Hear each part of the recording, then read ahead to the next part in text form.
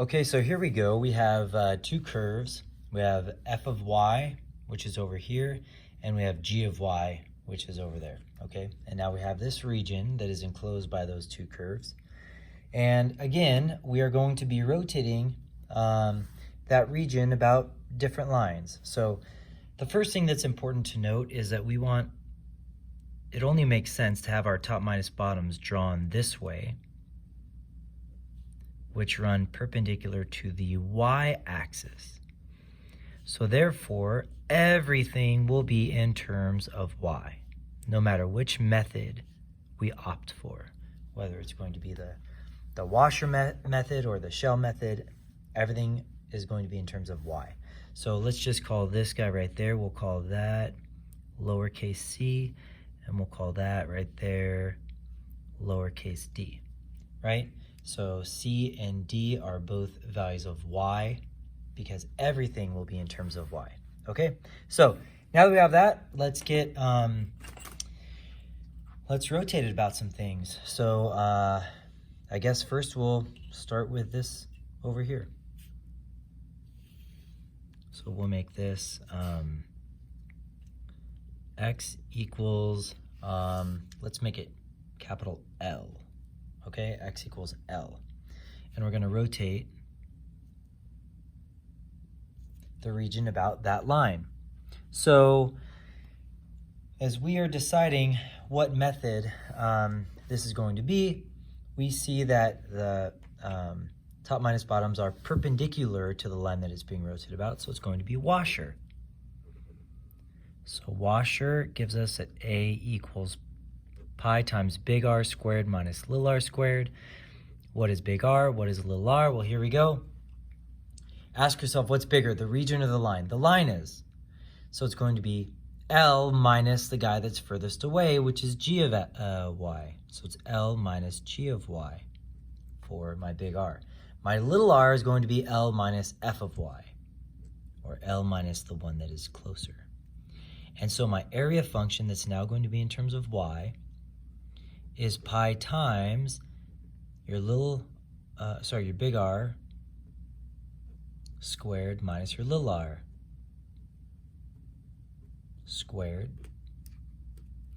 And the volume for this is going to be just the integral from c to d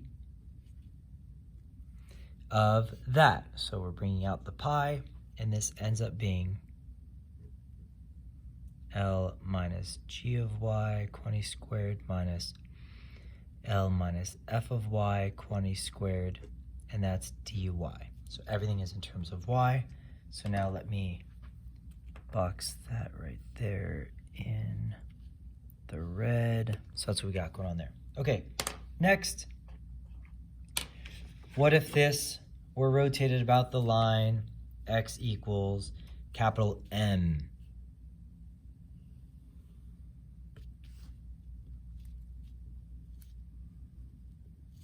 So this is x equals capital M. Okay, so for that, what we're going to do is, again, we still have that this is going to be washer. So this is a washer. Why? Because my top minus bottoms are still perpendicular to the line it's being rotated about, so perpendicular is washer. So A equals pi times big R squared minus little r squared. What's big R? What's little r? So what's bigger? The region of the line. The region is, so you go to the one that's furthest away, so f of y minus m is your big R, and g of y minus m is your little r. And so the area function in terms of y is pi times big R squared minus little r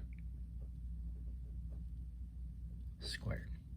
And the volume is going to be just the integral from c to d. Of that, I bring out my pi. It's banana cream. And we have f of y minus m squared minus g of y minus m squared, and that's dy. And that is the integral setup for the volume of solid generated when that region is rotated about the line x equals m. Okay, next we have, what about this down here?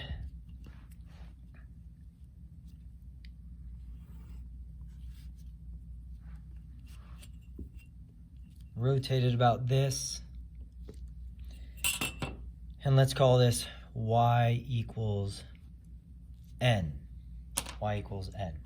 So here we have that our top minus bottoms are running parallel to the line I'm rotating about. So this is going to be shell. And the shell area is A equals 2 pi RH. So what is R? What is H? So R. So now this region is assigned the variable y, right? So you ask yourself, what's bigger? Bigger is further up. The region or the line? Well, the region is. So it's y minus n for your R. And then for the H, it's just top minus bottom. In this case, it's right minus left. So f of y minus g of y. And so my area function, still in terms of y, is 2 pi times R times H. And so the volume is just the integral of that. I bring up my 2 pi, and that's the integral from c to d of y minus n times f of y minus g of y. And that's all dy. That's going to be blue. Oops, I cut off my d. Okay, there you go. So now the last one is we're going to rotate about a line that's up here. So I didn't plan out my space all that great. I'm gonna have to do that down here, the work down there. But let's go ahead and put this up there. This is going to be the line, let's say, let's call this y equals, what do we think? P. I don't want to use O, looks like a 0. So y equals P, okay? And I'm rotating about that. Well, this work is going to go down here, okay? So for that, we still have that the top minus bottoms are parallel to the line I'm rotating about. So this is still going to be shell. So this is going to be shell. And that looks like A equals 2 pi RH. What is R? What is H? Here we go. We ask ourselves, for R, what's bigger? The line or the region? Well, the line is, right? So this is going to be P minus Y for my R. And for H, it's still top minus bottom, which in this case is right minus left. So that's f of y minus g of y. And so my area function, which is in terms of y, is 2 pi times R times H.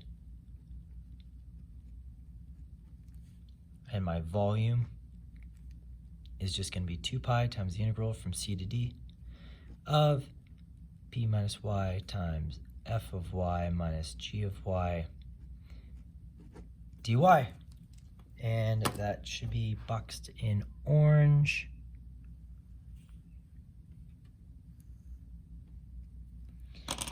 So that's everything for volumes of solids of revolutions. There's a video posted earlier about if we had functions, and here we don't have functions, we have just curves, and this is what we have.